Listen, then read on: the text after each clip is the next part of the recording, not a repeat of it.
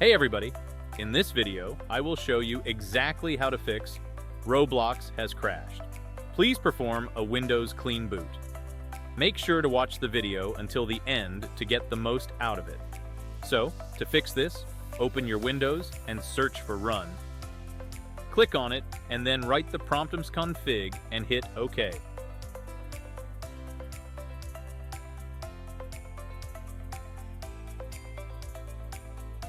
From here, select Services and make sure to select Hide all Microsoft apps.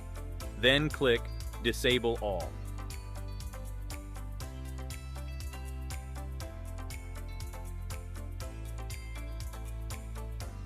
After that, come back to your Windows and restart your system, and soon your problem will be fixed.